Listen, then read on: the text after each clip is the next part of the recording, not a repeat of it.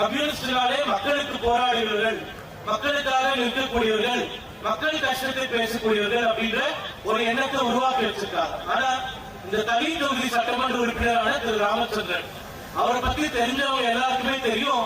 அந்த கம்யூனிஸ்ட் சொல்லக்கூடிய சித்தாந்தத்துக்கும் இந்த ராமச்சந்திரன் அப்படின்ற எம்எல்ஏக்கும் எந்த வகையிலும் எந்த சம்பந்தமுமே இல்லை அப்படின்றது.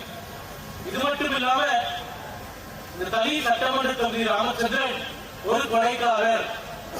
அந்த கொலைக்காரர் அப்படின்ற பிஜேபி காரன் சொல்லல, அவர் கூட்டணியில் இருக்கக்கூடிய திமுக கட்சிக்காரர்களே சொல்றாங்க கொலைக்காரர் அப்படின்னு. என்ன கொலை பண்ணாரு என்ன அப்படின்னு நம்ம பின்னாடி போய் பார்த்தோம்னா அதுக்கு பதில் தெரியுது. அதாவது கம்யூனிஸ்ட் கட்சியோட இப்போ கூட்டணியில் இருக்கக்கூடிய திமுக, இந்த திமுக கட்சியோட உறுதியா இருக்கக்கூடிய திராவிட விடுதலை கழகம் 2012ஆம் ஆண்டு இந்த திமுக கூட்டணியில் இருக்கக்கூடிய ஒரு கட்சி ஒரு அறிக்கையை வெளியிடுறாங்க. அந்த அறிக்கையில என்ன சொல்றாங்கன்னு பார்ப்போம். 2012ஆம் ஆண்டு ஜூலை 5ஆம் தேதி பெரியார் திராவிட கழகமாக செயல்பட்ட போது அப்போதைய கிருஷ்ணகிரி மாவட்ட அமைப்பாளர் தோழர் பழனி எனும் பழனிசாமி தனி ராமச்சந்திரனின் மக்கள் விரோத செயல்பாடுகளை எதிர்த்து போராடியதால் துப்பாக்கியால் சுட்டும் தலையை துண்டித்தும் கொலை செய்யப்பட்டார். இந்த வழக்கில் குற்றம் சாட்டப்பட்ட திரு ராமச்சந்திரன் குண்டர் சட்டத்தில் கைது செய்யப்பட்டார். அது மட்டுமில்லாமல் 100 கோடி கிரானைட் கொலை வழக்கும் நீதிமன்றத்தில் விசாரணையில் இருக்கின்றது.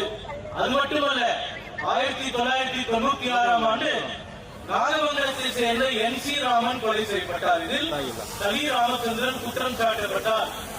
அந்த கொலையை நேரில் பார்த்த NC ராமன் அவர்களின் சகோதரர் சந்திரசேகர் பல்வேறு அச்சுறுத்தல்களையும் மீறி சாட்சி கூறியதால் அவரும் ஓசூர் பேருந்து நிலையத்தில் மக்கள் முன் வெட்டி கொல்லப்பட்டார். அப்போது ராமச்சந்திரன் தனது பெயருள்ள வேறொரு ராமச்சந்திரனை ஆள்மாறாட்டம் செய்து சரணடைய வைத்து தப்பித்துக் கொண்டார்.